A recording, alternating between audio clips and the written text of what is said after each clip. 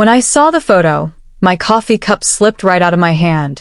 There she was, my daughter Lily, standing on the porch of a brand new house, all smiles with her husband, Michael. The caption read, "Homeowners at last. Starting our forever." I stared at that word. Our.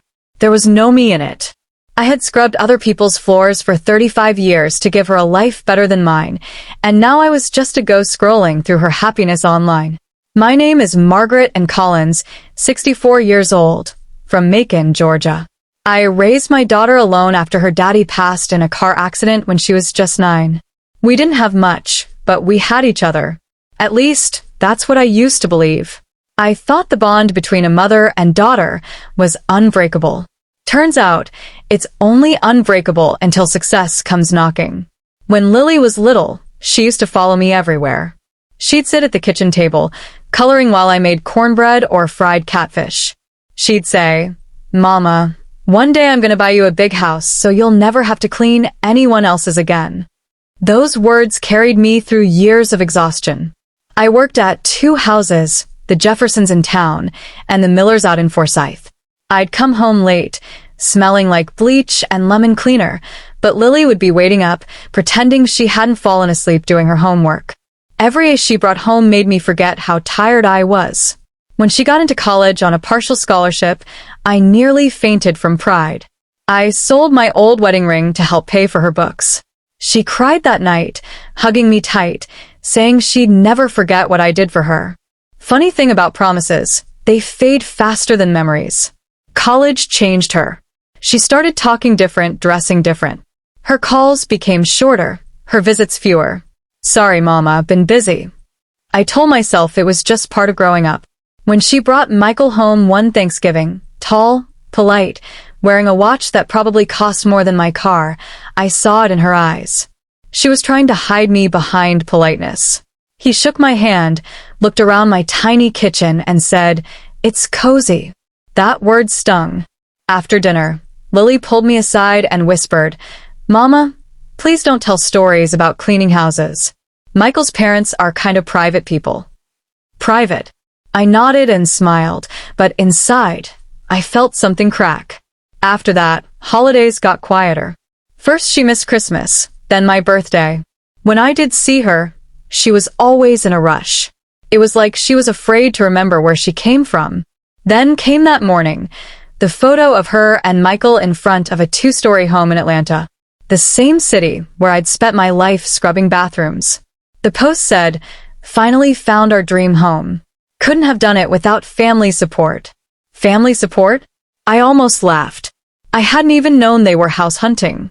I called her right away, no answer. I sent a message. "Congratulations, baby. It's beautiful." She replied hours later.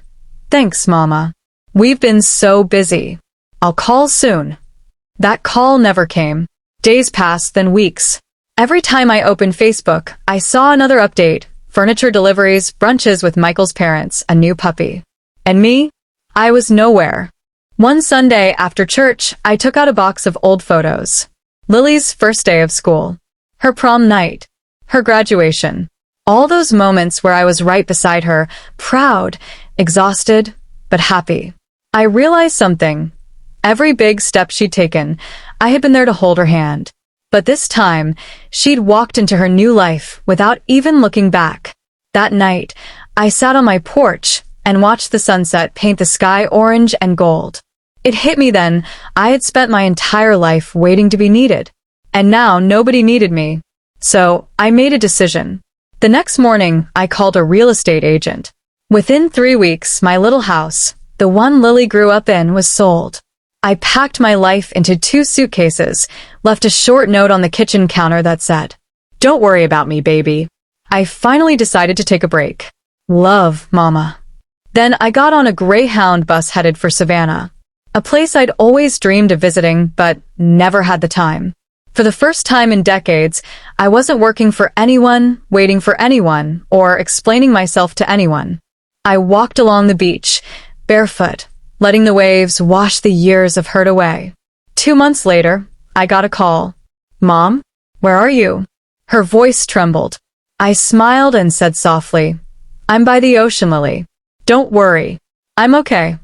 There was silence, then tears on the other end.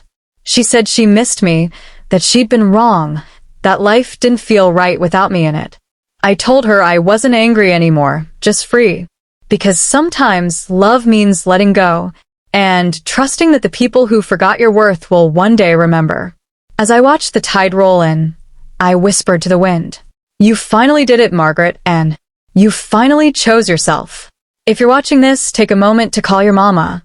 Don't wait until the photos tell you what your heart should have known all along. What would you have done if you were in my place? Tell me in the comments below. I'll be reading everyone.